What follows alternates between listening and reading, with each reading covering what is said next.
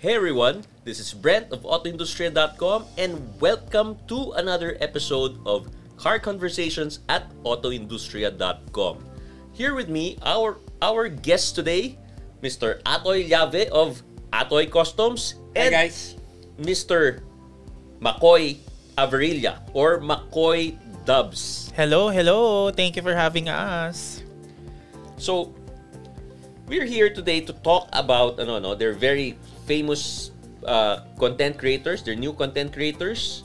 Atoy being a car customizer now who does content now. Who's been doing content for the past few years for his products, his services, and his creations. No, then Makoy, who was started as a comedy creator, and then now gotten into the automotive creation space. Yes.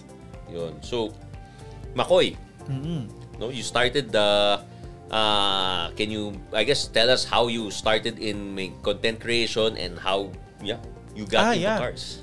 Brent. Oo. Well, first of all, thank you for having us here. And actually, ang hilig ko sa kotse, bata pa lang eh. Mahilig na. So, nahilig ako sa mga diecast, ganyan, no? Mga matchbox. And then, for the content creation, started 2017. Pero mostly comedy lang. And then, the pandemic happened. Diyan ako nag-TikTok. And then, around 2021, that's where I started uploading photos and videos nung kotse ko. And then, Japanese brand,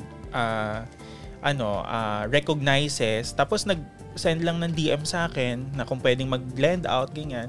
So, ako tinanggap ko naman. And then, eventually, other brand na rin, nagpapahiram na ng sasakyan. So, I guess, hanggang sa na-invite na sa mga events.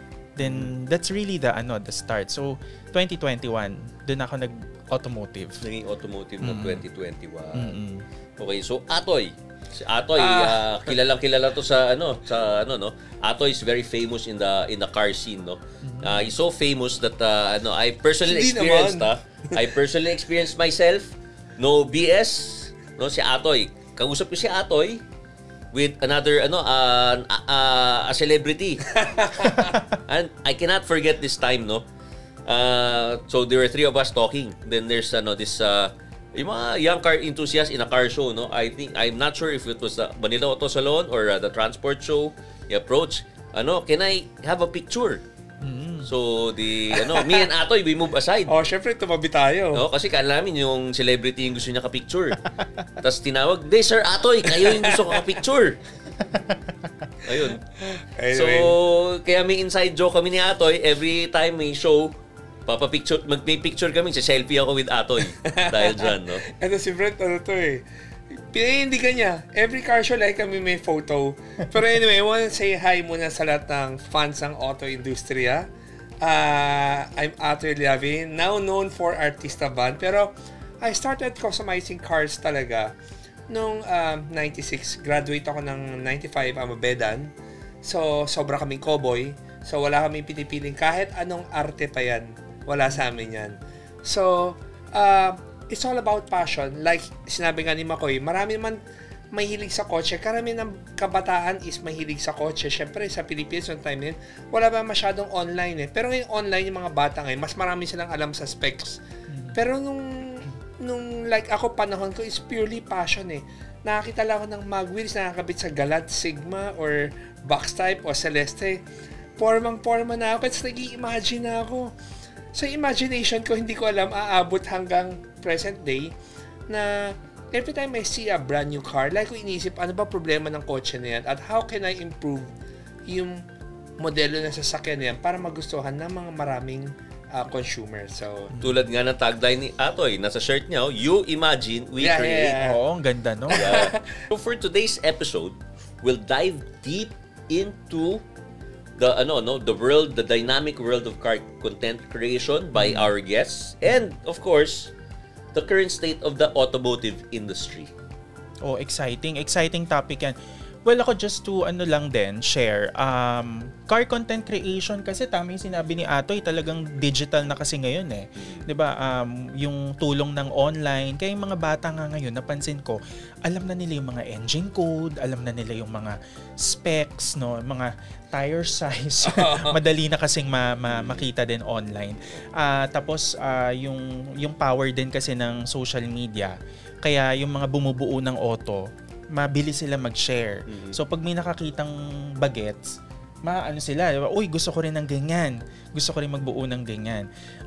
Pero ako napansin ko din, kanya-kanyang audience din talaga. Merong audience na gusto stock lang, merong iba na gusto modified, may iba naman gusto classics. But where did it start for you? What was the first specific car that ignited your passion into cars? It's talaga, ang laki ng influence sa akin ng games, 'di ba? Yung first car. The first car. Well, it's car. the typical Honda Civic, 'di ba? Yung FC. Kasi madaling pormahan siya, madali siyang ayusan, and at the same time kasi boy racer yung dating ng Civic FC eh. Kaya pagka may mga taong nakakita na yun ang ina-upload ko, may mga nag-e-engage. Kasi nga, kumbaga aspirational, and marami ring may gusto nung Civic. And yun yung nagpa-ignite talaga, and eventually, parang dun din ako na kilala na, si McCoy may Civic, may Accord, ganon. Tapos binenta ko din. Yun, nagpalit din ako. So, okay, what made you decide to turn this, medyo passionate ka sa cars, di ba? What was the turning point for you to, I guess, make a car content channel about it? Eventually, nag-led siya sa YouTube channel kasi gusto ko sana ma-separate yung McCoy Dubs as comedy person, but at the same time, I want to build a persona na may marunong din or may alam din sa sasakyan. So the turning point there was when my partner told me na I think dapat sineseparate mo na yung content mo for auto doon sa comedy. Hindi siya pwedeng maghalo. And eventually, kailangan yung audience mo na pang comedy, may idea din sila na mahilig ka sa kotse. And then you share na meron kang YouTube channel, ganyan. Pero really, the YouTube channel, it's really more of a passion project eh. Parang pag may nagpahiram na sasakyan, sige, gawa natin ng YouTube content. So you shared your first video was at Civic FC. So I guess that was your first project ever as an automotive creator, so to speak. Yes. So what did you learn from this content? Well, ang learning ko dyan talaga, maraming feedback. Merong sasabihin, dapat ganitong mags yung kinabit mo, dapat ganitong dapat hindi ka nagpa-PPF, dapat nagpa-ceramic ka lang, yung mga ganong feedback lang. But doon mo makikita din na ang dynamic din ng car community, na meron kang matututunan from other people. Kasi ako din naman, may ko gusto ko stock lang, or minsan sabihin mo, retain mo yung ganitong kulay, or ayaw mo mag-change color, no? Pero doon ko rin na-realize na marami din sa industry natin yung makakatulong din sa'yo. Basta handa kang makinig. Okay, so how did you grow your audience, and build the community around your content naman? It's really more of alam ni Ato ito, and of course sa AI. Consistency talaga. Yung lagi kang frequent mag-share, mag-upload.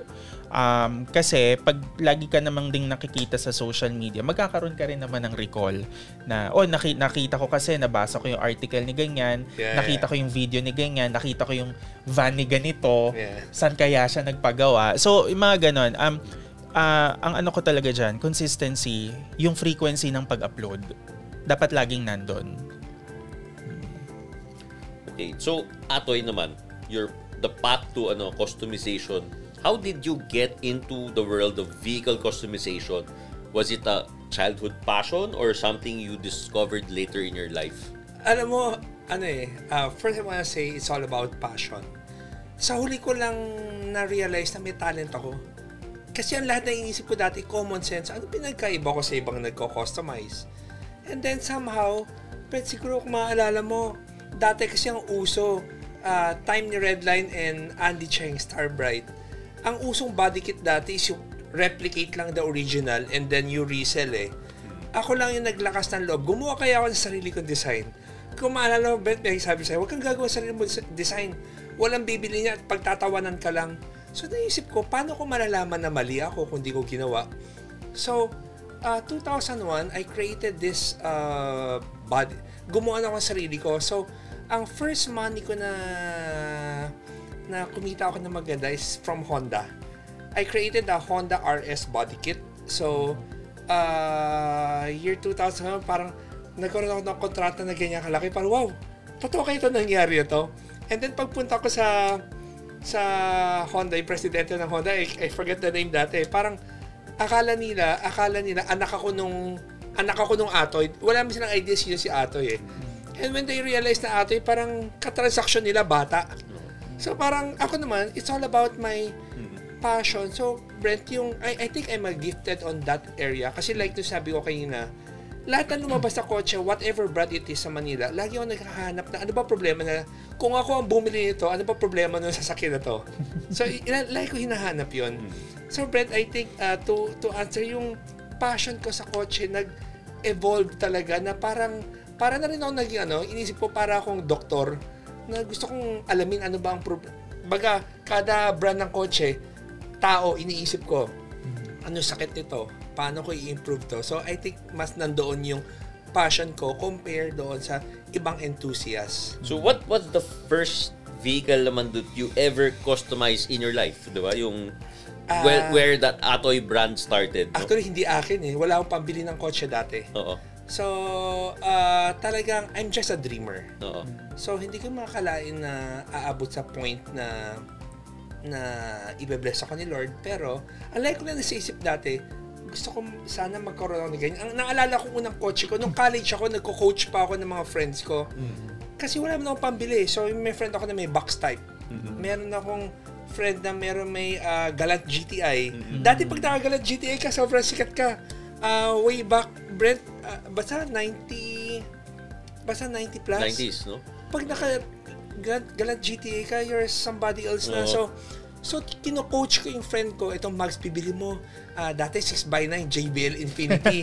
Yan yung mga... So, Brett, yung una ko sinet up na auto, hindi akin. So, after I graduate, yung... Which car did you set up? Alin dun? 16 valve, yung... Corolla, yung kay Nelson. Yeah. Yan, para sabi ko, gawa, yung first 89 na Corolla change color, I think isa kami sa pinakaunang gumawa nun eh. Dapat yellow. Nakita ko si Ichiban gumawa ng yellow na 16 valve. Sabi ko, wag na nga yellow, gawin na lang natin green. So, hindi akin yung kotse. That was 91. Yes. Kino-coach ko lang yung friend ko how to dress up yung kotse niya. So, yun yung unang kotse. So, that was technically the first Atoy custom vehicle? Yeah. Pero hindi akin. Oh, hindi. Pero officially, sumali ako sa car show, 1996 motor show, last year ng motor show, which is ang friend na meron si Edvic Yap. Siya yung may-ari ng first Corolla na sinali ko sa car show na big body. So, very sa'yo, yung Corolla, no? Yeah. Toyota, yeah. Toyota. No? So, anong experience mo dun na, I guess, can you share experience with I guess from the first time you modified and joined the car show, the good, the bad, and whatever lessons you learned? Alam mo, siguro medyo extreme yung ugali ko. Hindi kasi ako yung taong matampuhin or tipong nag-iisip na negative sa tao. Lagi akong positive. Until to this day, kahit sabihin mo sino man ang kalaban ko sa market, doesn't really matter with me eh. Kasi lagi ko iniisip, kung wala akong kalaban, hindi ako gagaling. Kailangan kong higitan ako ng kalaban ko para higitan ko siya ulit. So lagi ako may ganung perspective. So yung experience ko doon sa automotive masaya kasi even yung kalaban ko like dati bilib na bilib ako kay Starbright. Sabi ko, galing naman ng tao na to na bata pa meron siyang negosyo. Nag-aaral pala ako noon pinapanood ko siya sa car show. Sabi ko, kailan kaya ako magkakaroon ng ganito? So dahan-dahan nga sabi ko, Brett, nag-create na ako sarili kong design hanggang sa napansin na nga ng Honda Philippines. So doon ako nagkaroon ng malaking break. After noon, dahan-dahan na ako napansin ng mga car manufacturer. So, I work with Honda, Isuzu. Actually, yung Toyota, matagal ko nang Ngayon lang ako nagkaroon ng actual na trabaho with Toyota. Pero from the very start, I'm aftermarket. So lumaki ako at tumanda ang Atoy Customs purely aftermarket. So parang nag-full circle ka na. Your first ever custom and car show entry was a Toyota. Now you gotten the chance to officially... Are you officially working with them now or unofficially pa rin? Oo, kasi again, I'm an aftermarket guy. Aftermarket. Ngayon, si Mr. Hashimoto, when I tell him about it, I don't go to Toyota dealer because I know Toyota dealer wants yung parang hindi pwede aftermarket. Si Mr. Hashimoto, para sa kanya, no. Para sa kanya, hindi yung OEM, para sa kanya, boring yung OEM. Gusto niya lagyan ng spice. So, like yung Tamaraw, nangyayari sa Tamaraw ngayon. Oo nga. Ang daming opportunity na nangyayari sa Tamaraw ngayon because of the presence of Mr. Hashimoto. So, younger, no? Younger, I guess is young is... Well, it's He's almost 40 our plus. age, yeah. He's 40 plus and then hindi siya takot sumubok ng ibang bagay. So, how did you, ito? Diba, you've been making, kanina, you said you've been known for, making artista vans. Yes. May mga food truck ka. Paano napunta dun yung, you're from body kits, diba? Magawa ng body kits before. Alam mo, then, you became, customizer of vans, food trucks. Yeah. How did you get there? You know, what I realized sa market kasi na to, I tried doing other business. Alam mo, nasa automotive lang ako. Pag pumunta ako sa ibang linya, I'm nobody.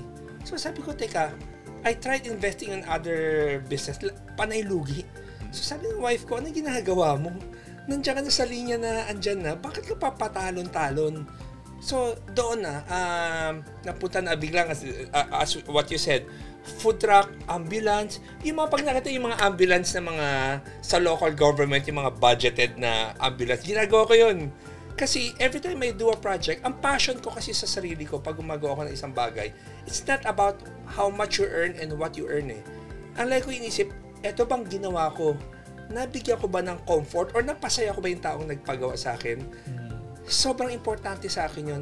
Hindi important, lahat naman gustong kumita ng pera because it's a business, pero hindi number one sa akin kumita ng pera. Mas gusto ko na i-improve ko yung product ko. I accept criticism. Kaya nag-evolve yung product natin na today, sabi ko, I'm so happy na I'm partnered with Eurotex Foam na I can supply any OEM captain seats or whatever cushioning na kailangan because of that passion lang at nabuo mo, nagtiwala sa yung malaking kumpanya na ngayon, I'm not an ISO company. I'm working with Eurotex Foam. So every time I go to car dealership, if they know I'm working with Eurotex, it's an ISO company, and Eurotex is also a supplier of car manufacturers in the Philippines. So mas mabilis yung access ko. So yung design ko, mas na-accept na rin ng tao. So it's really helped your business. Oo. Ngayon, Brent, kinitay mo about Artista Van. Ang Artista Van ko yun, ang talagang unang nagpagawa sa akin dati yan, si Tony Gonzaga. Talagang pinipilit niya gawin yung van niya. Kasi kaya ko gawin, wala namang, sinong loko-lokong gagastos ng 500,000 para na i-customize mo yung van mo? That time, that was 2009, 2010. So, from Tony Gonzaga to Sam Milby to Dieter Ocampo to Angel Locsin, pang-limang client ko ang nagpasipa sa akin. Number 5 client ko is Chris Aquino. Wow. So, si Miss Chris Aquino, siya ang nagpasikat ng Atoy Customs. Kasi nung nagawa ko yung kila Tony, kila Sam Milby o kaya kay Dieter, nakilala rin naman ako ng ABS, pero hindi yung, kasi after nung kay Chris Aquino, syempre, nung bata ako, gustong-gusto kasi, paano kaya makikilala si Alice Dixon? Paano kaya makilala si Lorna Tolentino? Si Silvia Sanchez? Yung mga, veteran. Yung mga sikat na sikat dati. Sikat na sikat dati na nakilala ko silang lahat because of my trabaho. Ang bonus pa doon, after ng mga matatandang mas may edad na artista, pati yung mga bata nakilala mo na rin. So ngayon parang bata o matanda ngayon pag kunya artista ka, parang kailangan may artista van ka talaga. So nag-evolve na ngayon ang client ko, bata at matanda na. So yun. So eto, let's talk about the art of the build, no? Yeah, so can you walk us through a typical project, no? From the initial, I guess, introduction, no, the consultation. Okay. What are the key steps, no, Okay. to handing over? Ano bang steps na dyan? For example, Curious, si McCoy magpapagawa sa akin. Oo. Artista siya, bigla ang kasi ang artista lagi pag the reason why they want to have a artista van, hindi man araw-araw ang maganda yung mood mo eh. Ilagay na sa isang tent. So minsan pag ang sungit ng araw mo, tas may tao katulog ka, magpapapicture sa'yo, wala kang magawa. Pag may artista van ka, hindi ka basta-basta nalalapitan ng tao. So hindi ka ma-awkward. Or meron kang person, matutulog ka, manood ka, o bago ka tawagin sa set mo, naka-refresh ka ng maayos. So, every time I ask the artista or client, ilan ba ang sumasakay sa van? Anong layout ang gusto mo? So, inaalam ko lahat. Pag naintindihan ko na lahat, pinapakita ko, ito yung layout na pwede sa'yo. Tapos sabi ko, kahit anong ganda ng customized van mo, pero ang upuan mo, hindi komportable upuan, nagsayang ka lang ng pera. So, I always offer client na, Makoy, gusto mo ba ng local is Uratex foam? Pag gusto mong may wow, doon ka sa mga China na upuan. Dahil ang gaganda ng mga pindutan pero in terms of comfort, hindi mananalo ang imported seats sa Uratex foam. So, depende. May taong functional lang, they choose the functional one. Pero pagka gusto mong bonggang-bongga ka, ang pipiliin mo yung nakikita ng tao na pagpipindot or whatever. Pero sa comfort, it's always so after ko ma-identify lahat, tsaka ko binibigay sa kliyente yung layout and sinasuggest ko. Pero kung sabihin mong maraming sasakay, tapos gusto mo i-request, may toilet, may tulugan, may captain seats ka, hindi mo magagawa yun. So sometimes you have to teach the client ano yung dapat nilang gawin. Ang hindi mo lang matuturo sa isang kliyente, alam mo taste. Kasi may mga na-encounter kami na bigla na pipilian ka ng kulay na dilaw at saka green ipagsasama. Parang tsura, no? Kulay mangga. Hindi, ibig sabihin, pero walang basagan ng trip Gusto nila yan, ginagawa ko pa rin. So, how does ito? So, you said you shared you're a very creative person, very passionate ka. So, how do you bridge this gap? Kasi syempre may gap eh. May, diba, that sabi mo, the colors are very unusual. Yeah. So, paano mo nabibridge yun using your creativity naman? Sa client, you mean? Sometimes, sabi mo, ma'am, ito mas maganda combination to. Pero merong iba ayaw nila because sometimes their company color is like that. They want to follow. Yung iba naman, ganun ba? Imbis gusto kasi ng anak ko eh. Laging may ganun. So, ang lagi mo lang sabihin, in a nice way eh. Para ka lang rin nakikipag-usap ng totoo. Sasabihin mo yung totoo mo na feel mo, wag mong pipintasan ang kahit sinong kliyente. You have to respect anong gusto nila, pero you have to tell them nicely, ma'am, sigurado ba kayo? Parang di ata bagay ito Bibiruin mo lang ng ganyan, and sometimes they get it naman eh. So what was your most unique or challenging product, no? That you've ever worked on? Alam mo, and Brett, what made it so special? Yeah, sobrang dami kong nagawang special project na kada ginagawa kong project may kanya-kanyang story eh. For example, Brett, the Salamander. I can say one of the sikat na ginawa ko is the Salamander. Trike vehicle, whether it's an electric or tricycle motor engine that can go land and water. It's all because of Ondoy. So, nagawa ko yung Ondoy. Nung nagka-Ondoy, maraming namatay. Sabi ko, kaya makakontribute ng ato yung custom sa current events na nangyari sa Pilipinas. So, sabi ko, subukan yung trike. So, nung nagawa yung trike, Brent, hindi man nag-click eh. Kasi we don't have that budget to make the factory. Pero we have the prototype. Diba? So, parang isa-isa magandang storya. Present time naman. People will always say, Toyota Tama raw, pangit, ang tagtag, kabaliktaran ng hipon. Ang hipon, sabi nila, di ba, pangit ang mukha, magandang katawan. Sa Tama raw, ang baliktad naman, magandang mukha, pangit ang katawan. Ang lagi sinasabi ng tao sa ibang bansa, neighboring countries natin, doon ka magpago or sila may ganyan. Alam mo, bigla ako naisip, teka, may mga talentadong Pilipino rin naman So, one of them is our company. So, I wanna show our neighboring countries na kaya natin kumuha ng something na pag-uusapan. That's why, Atoy Customs built a crew cab for a Toyota Tama raw. Ginawa ko it's all prototype, and then when I did that with the PNP police, it's a proposal na lahat na nirequest sa akin nila general, nilagay ko doon sa Tama raw na yun. So, two things na pinakita ko doon. We can make a futuristic or modern Tama raw.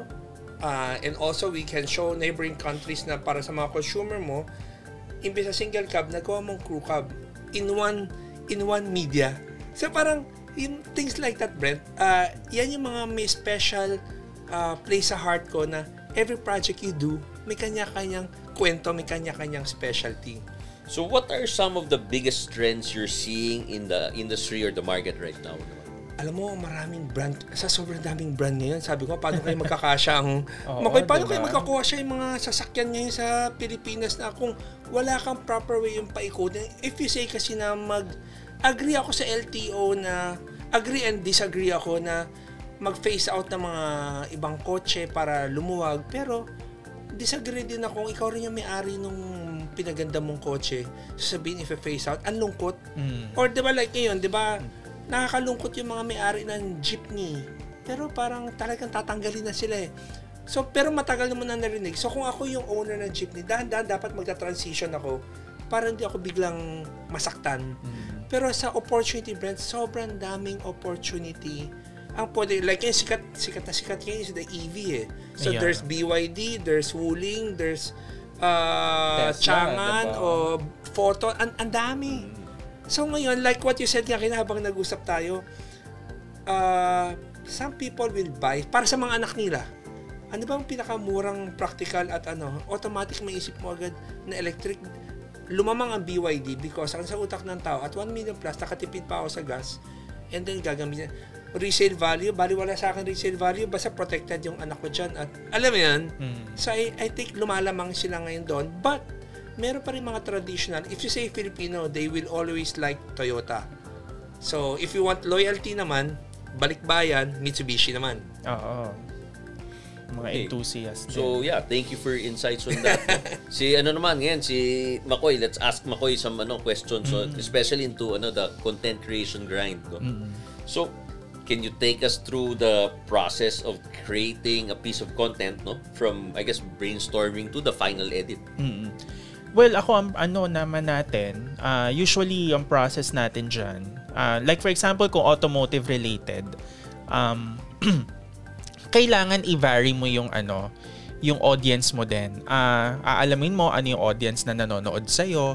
So like for example, sa akin, ang usually nang nanonood, apparently mga babae na gustong bumili ng first car. So like for example, I get messages din na ito bang hatchback na to, bagay ba to sa akin? So doon mo mapapansin na yung mga audience, they are not after the performance of the car but more of the functionality and the looks. So makukumpara mo, hindi siya tulad ng car enthusiast na kaya siya bibili ng ganitong klaseng sasakyan kasi pangtago, pangkolekta. So that's why pag sa content, pag nagsusulat ako ng script, it's really more on simple terms, yung madaling intindihin, madaling pakinggan, hindi yung masyadong technical. And then, so I write the script and after that, pag nagsushoot na kami ng sasakyan, syempre may mga may mga take 1, take 2, take 3, 'di ba? Kasi baka mamaya mali yung specs na nasabi mo.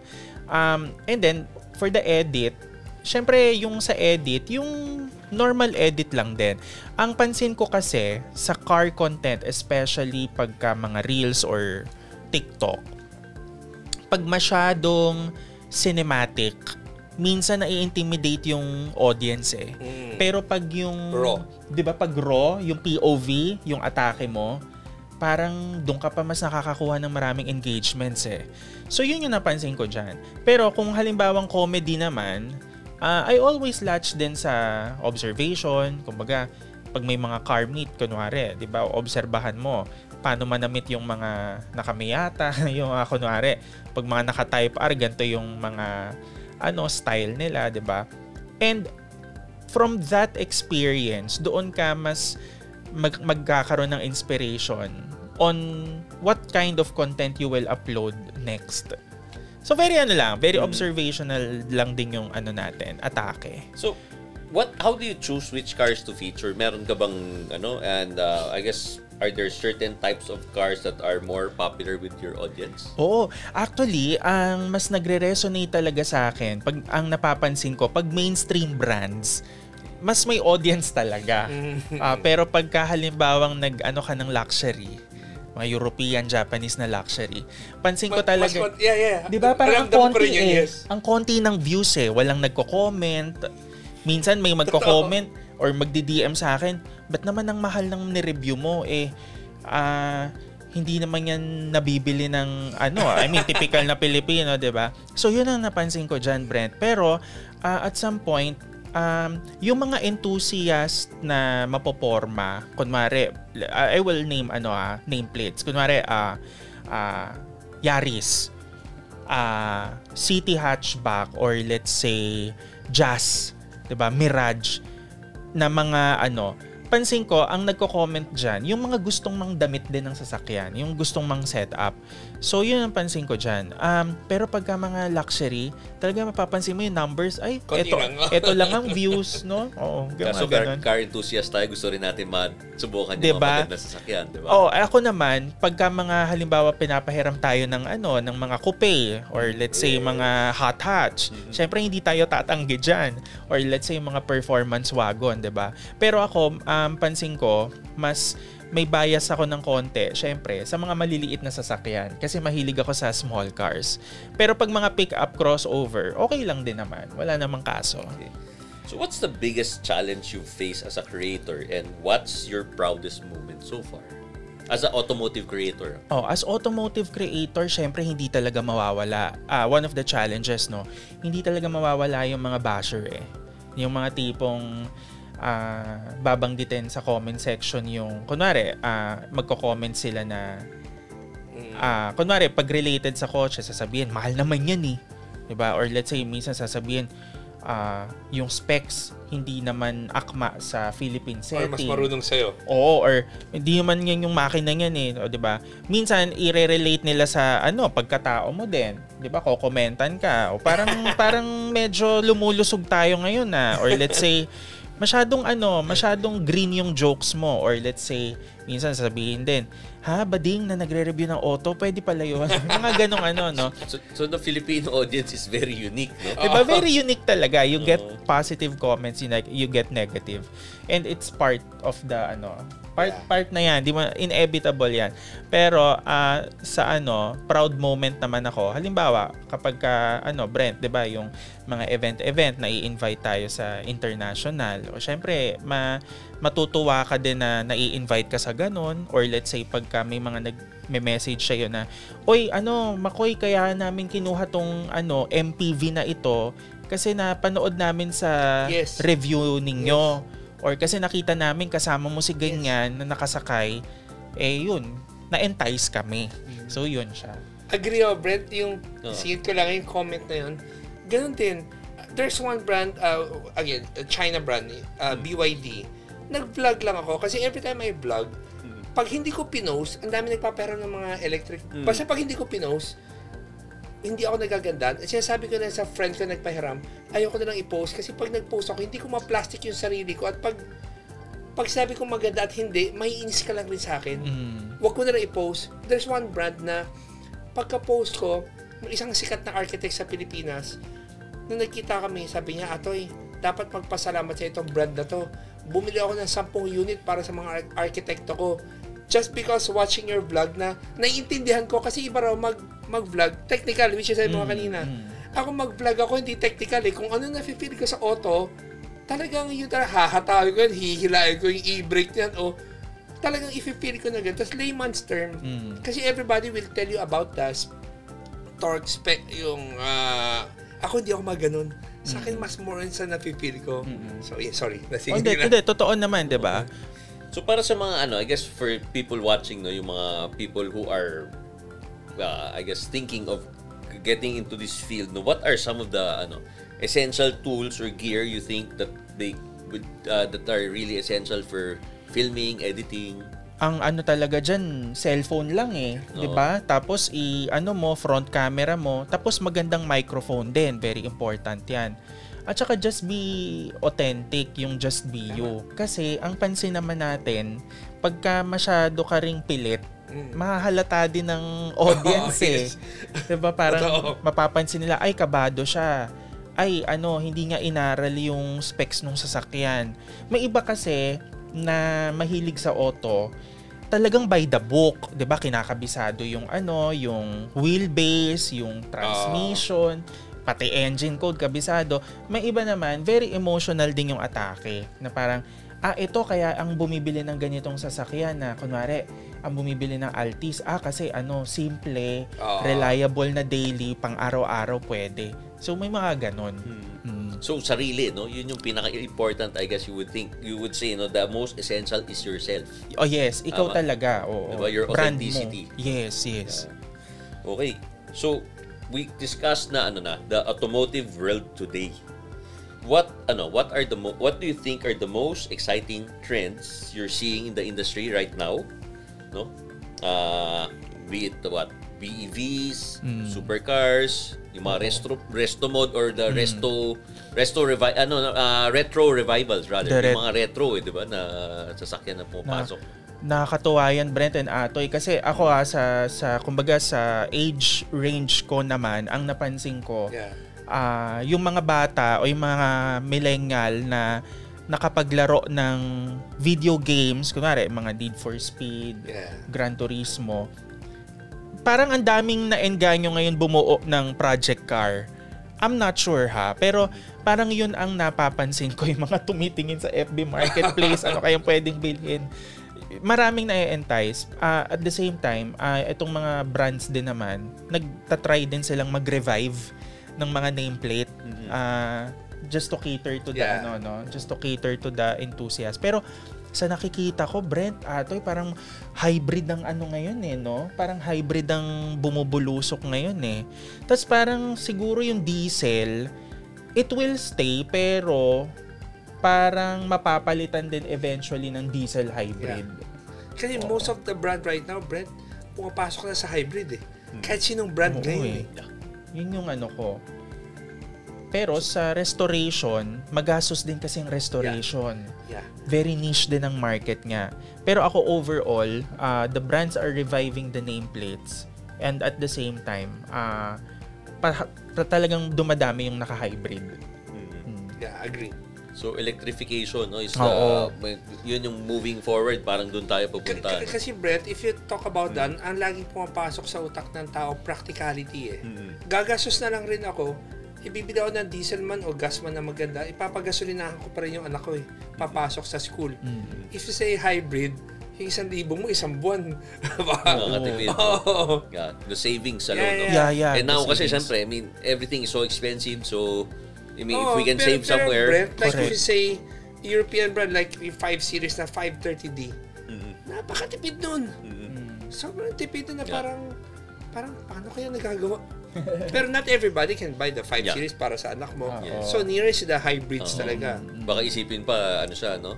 Okay. Baka isipin. Gets. Diba? Manual, ikaw, kayong anong nyo sa manual na auto? Tingin nyo, in the next 10 years, may manual pa kaya na Sana, hopefully. Sana, because we're car enthusiasts, so gusto natin ng manual. Rowing gears is really parang you're not driving if you're not rowing gears. Yes. But of course, on a daily basis, it's not that easy also to be driving manual, especially in our traffic. Yeah. So maganda yung manual talaga. So I think some cars will still have manual, especially mga sports car. Still have a manual. Even with the trend of autonomous driving di ba? I remember, sabi nung taga Porsche dati, the 911 will be the last car to have a steering wheel and pedals, sabi na. So ikaw pa rin magdadrive. Kasi paano mga naman sasabihin mag-sports car ka, nagdadrive mag-isa yung sports car? Diba? Hindi masaya yun. Hindi na I think, sports. Brent, sa age siguro natin, if you're a student, yes, mamimili ka. Pero if you're on the level of businessman ka na, kahit sabihin mo may mga hybrid ka na auto, hindi ka pa rin mawawalan ng manual. Kasi manual, parang ang dami mong nagagawa, yung self-satisfaction mo na lang For example, Brent, yung gusto mong maglabas ng stress mo lang, whether you drive a long drive or you just go drifting, go to pull your e-brake, and alam mo yun, hindi mo magagawa sa hybrid or manual yun So, pampatanggal gigil. Correct. So ikaw, Makoy, if you had to pick one dream car to own, what would it be and why? Any car, Nako, kung ano lang kung halimbawang kunwari lang kung kaya ko lang talaga, R34. GTR R34. Kasi 911 parang hirap ng anuhin 911 sana, pero kung kaya lang. Alam mo kung bakit? Kasi ang R34 para sa akin, ang ganda ng design niya, it's really timeless. Yes. Tapos gusto ko niyan Bayside Blue. Oo.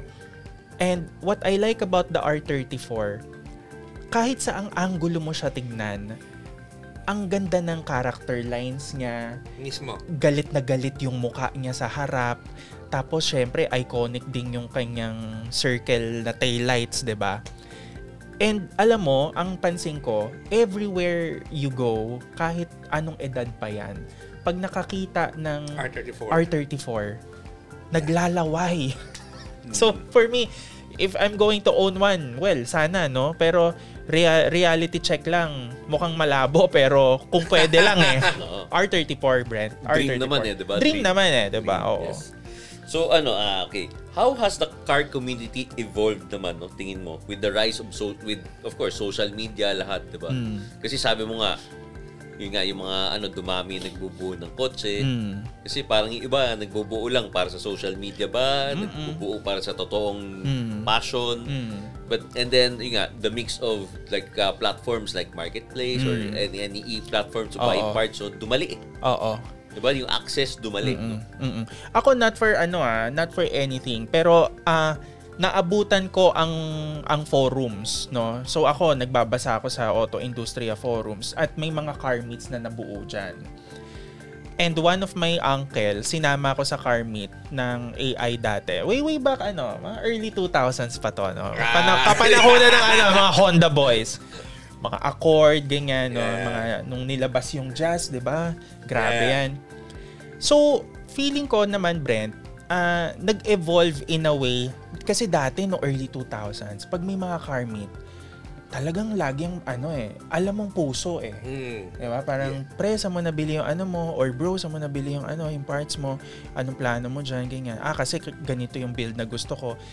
Tapos nung nagkaroon ng social media, mapapaisip ka, kaya niya ba binili tong project car na to kasi ipopost lang yan sa social media o talagang gagamitin niya? May ganun So for me, nag-evolve, may positive na attribute.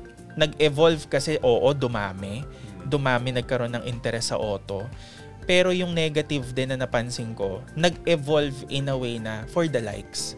Which is nalulungkot din ako. Parang, ba't niya binili yung ganon or ba't siya nag-build ng ganyan? Tapos hindi naman pala niya gagamitin or ibibida niya lang sa sa social media. But in reality, ang dami pa palang sira nung auto. Yung starter motor pala, hindi pala na papalitan. So may mga ganun lang negative, positive. Pero at the end of the day, lumawak din yung community. Totoo, no? Kasi I guess it exposed the community to with much larger audience, no? Dumami, the meets get publicized more. Correct. Kasi dati forum, kung wala ka naman access sa forum, di mo naman hindi ka makaano. Diba? Dumami, no? So there's more sort of enthusiasts o yung mga hindi kilalang enthusiast, nakilala rin. Diba? Naging maingay yung forum dati ni Brent na yan. Oo. Lahat ng bashers nandun Ayun. So, and then, ito. So, now we go to Atoy naman. No? Why did you decide to start creating, diba? Yeah. Biglang naging, you created content for your work, diba? So, ba't mo decide yun? Was it for marketing? As a creative outlet? Or something else? Alam mo, natawa nga ako Hindi ko alam na vlogger na ako ang ginawa ko na naman sa YouTube, may nagsabi sa akin na, paano ko makikita yung product mo? So, hindi ka man lahat mapakita sa type product ko, napuntahan ako. May nagsabi sa akin, gumawa ka ng YouTube channel mo. Siguro sino manonood sa akin? Basta gumawa ka lang. Tapos yung sabi be natural. Sabihin mo lang kung paano ako makipagkwentuhan, paano ako makipag-usap, gawin mo lang. So, ginawa ko lang directory ang YouTube channel ng Atoy Customs.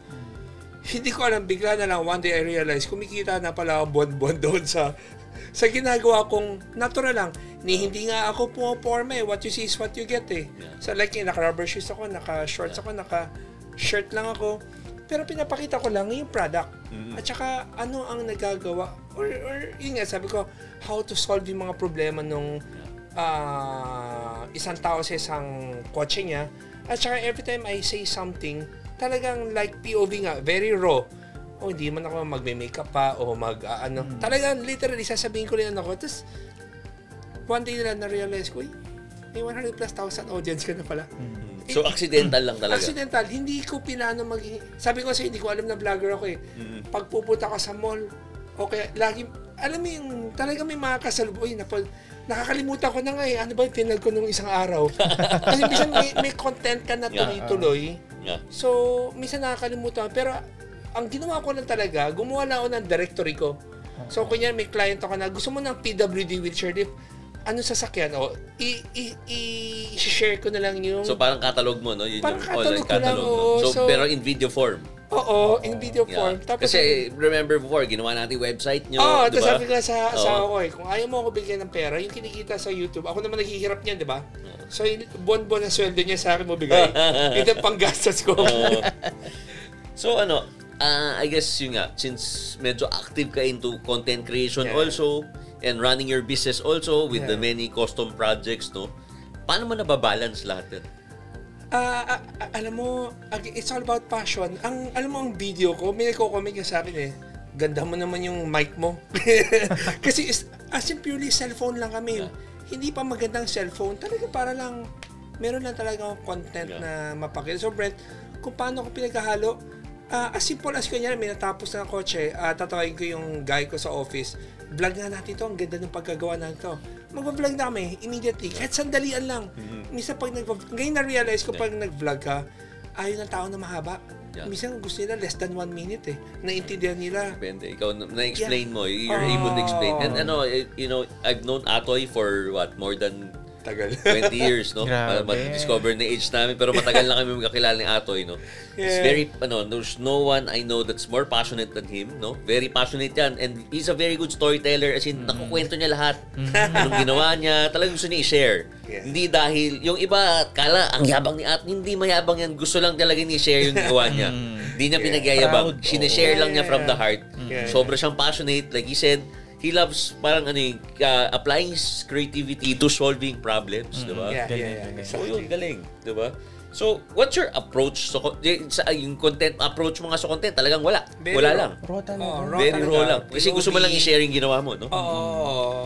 And it's not it's not to really be a content creator to earn money, but more a content for your business talaga. For my purely business talaga, yes. To help, no? Not even to market. Gusto mo lang i-share. Gusto ko lang i-share, yes. Accidentally, na-market mo na rin sarili mo.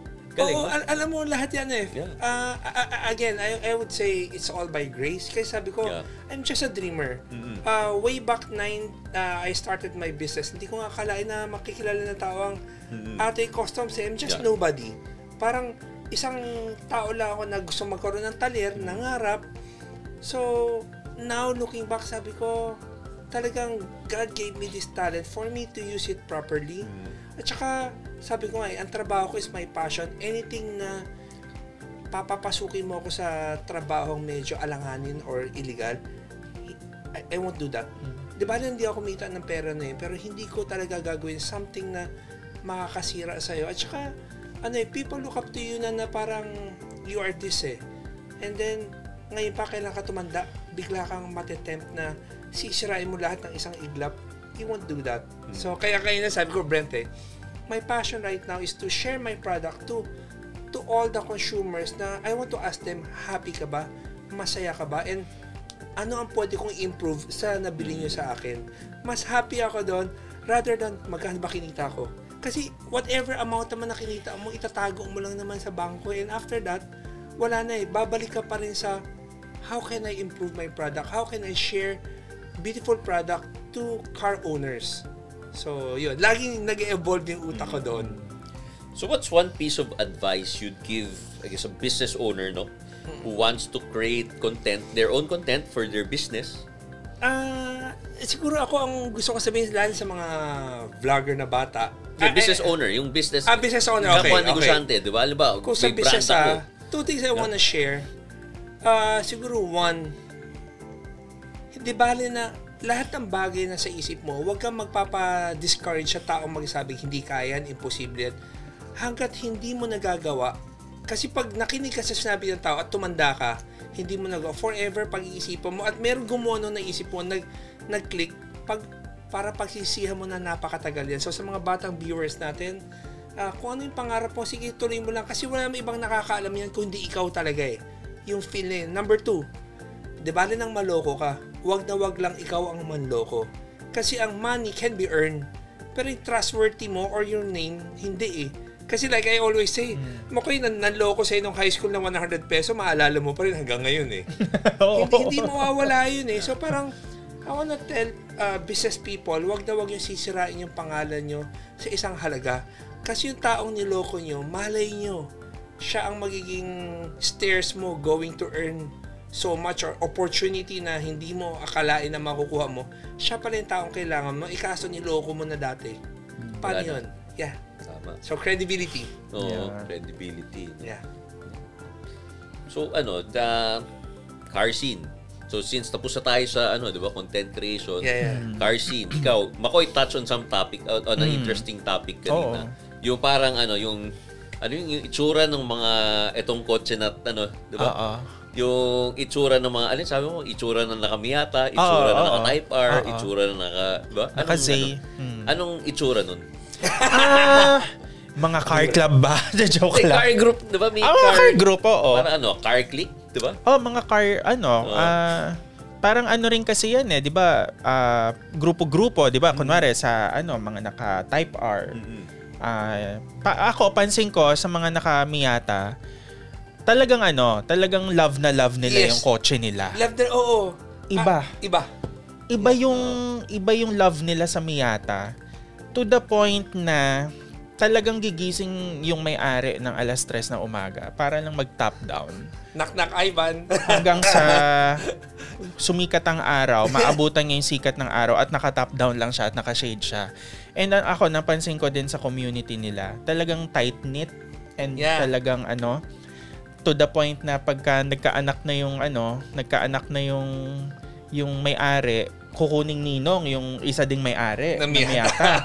Kukunin sa binyag, tapos i-invite na pala sa kasal. So, talagang generational. Tapos pagka lumaki na yung anak, ipapamana yung Miata dun sa anak niya. So, very tight-knit. Sa atin naman, sa Type R, ang napansin ko, close din. Pero talagang, buyuan sa modifications eh. Bili ka ng ganitong mags, bili ka ng ganitong pyesa. Pero,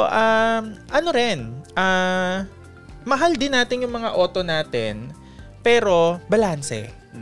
Balanse. Hindi yung, kumbaga, hindi personality yung modelo ng auto. Pero yon sa community, may mga babae ding mahilig sa ganito na auto. What about you? Sabi mo, lalaki, babae. What about you being part of the LGBT?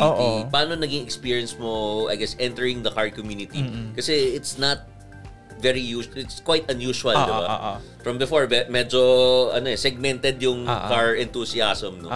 De, totoo naman yon. Actually, nung una nga, I remember, may inatenan akong car meet nun sa Esteban.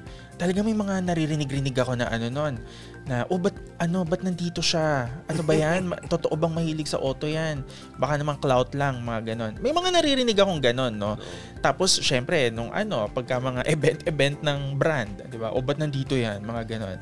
Pero, nawawala din naman. Kasi, nakikita nila, napapanood nila na pag nagsasalita ako about car, siguro na-feel naman nila na hindi ako pilit or na-feel naman nila na totoong mahilig ako sa auto. So, naniniwala sila doon. So, yun naman. Pero sa una meron. Pero marami naman sa LGBT marunong at mahilig din sa sasakyan. Pero hindi lang siya yung talagang out there. Yeah. Kasi kumbaga kami naman, we know our place also. Pero makikijive tayo basta magkasundo tayo, 'di ba? So, yun. Kasi baka awkward yung dating. Oo, baka awkward kasi or pilit eh. But you've very much I guess you very much hindi naman assimilate but you very much I guess how how to call that? I can't find the word, pero naging ano ka na naging part ka na talaga ng you've made yourself part of the car community. Yeah, you've been with the mga enthusiast groups, no? And who treat you like any other car enthusiast, no? Tsaka naman kumbaga respeto naman din. Respect sa kanila, respeto din naman sila sa akin. Ako rin narinig ko si McCoy after pandemic, may bagong media na medyo sorry for the word may mga may bagong media bading pero may hilig sa auto at saka komedyante dati so sabi ko sino yun so yun nga bigla nakilala ko si McCoy. I forgot what event is that alam mo yun natatag siya agad kasi siya yung unique na di ba? Oo, pero okay naman. I mean, wala namang